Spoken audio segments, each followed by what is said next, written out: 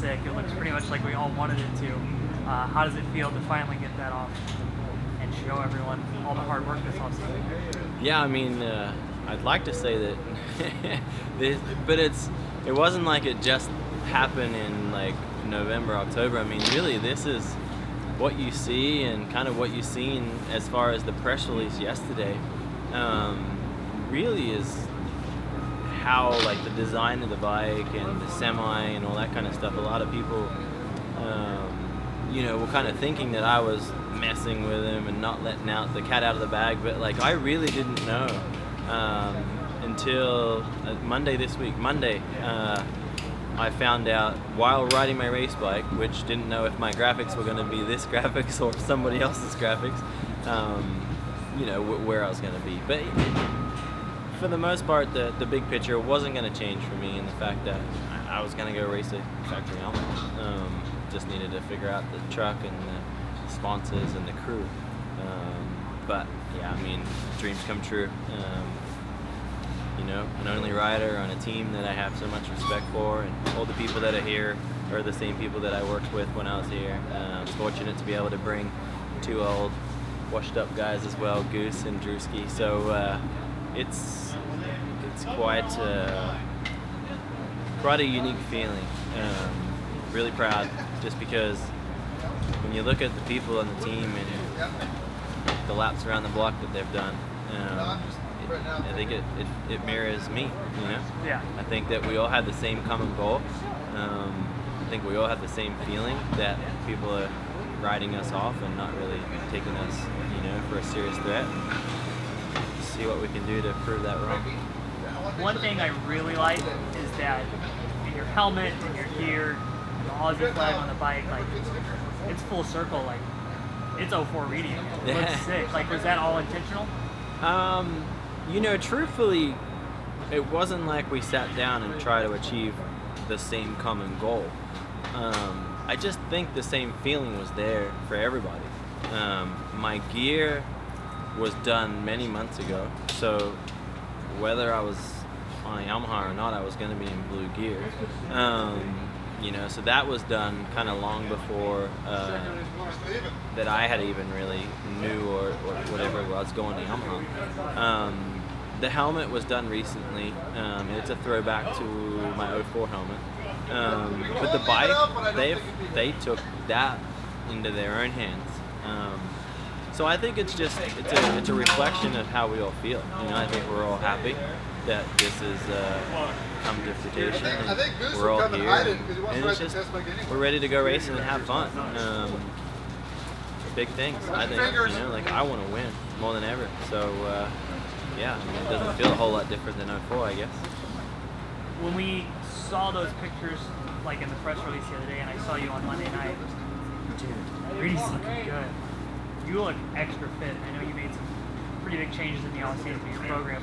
Is it just a credit to that, just changing it up after so long, the same thing? Yeah, I mean, it's funny because like I don't necessarily feel that my physical appearance looks different. Like the scales are not necessarily heavier or lighter than they ever have been. Maybe I'm lighter in the fact that I don't have a multi-million-dollar race team on my shoulders. That will make you feel a little younger and a little better and smile a little more. But hey, I mean, I'm not the guy in the press conference that says, oh, he's got a little bit, he had a good off season. Somebody else gets that one. So everybody's taking one. I feel good. I changed my program a lot this year. So we'll see.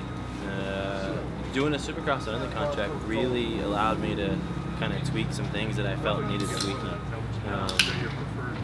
All this talk about being older, really the only thing that I feel, it's hard to race week in and week out from January through September.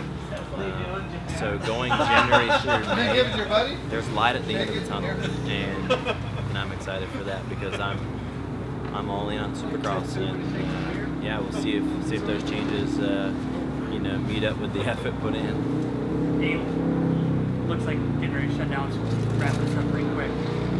There wasn't a big thing of confidence knowing like the Yamaha people were working for you. We're going to get you something. I heard from God knows how many places that you could have wound up. that keep you from going like, dude, just never mind. Like I can just stack it in and go home and rest on my laurels for what I did. You know, I'd be lying if I said that Ellie and I didn't have the conversation. When we shut down 2-2, early on, my mind was pretty set, you know? I was probably my own worst enemy in a lot of ways because I knew what I wanted and I kind of just was only really willing to make that work. And when you put all your eggs in one basket and you don't go haul yourself out, you know, you one, make your agent really mad, and two, you limit down and you put a lot of trust into people, and I guess that's really what it comes down to, you know, just knowing what I wanted, putting nothing but trust in Keith McCarty and his team of people, and just going to work. I worked hard on a lot of things on my end, but at a certain point, that all didn't really work out like I thought it was going to. I had a sponsor that kind of made promises and they didn't really fulfill those.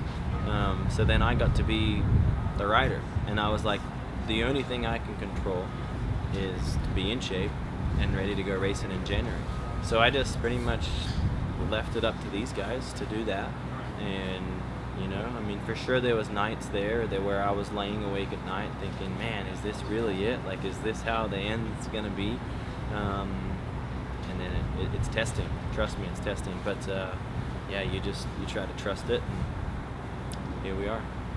All right, so last thing, don't want to get too far ahead of ourselves, but you kind of alluded to it in the press conference.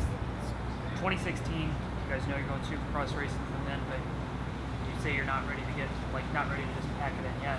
So another chance next year, or just take it as it goes? You know, everybody talks about, you know, like my age, and it's like, I get it, you know, but I don't feel it, you know, like I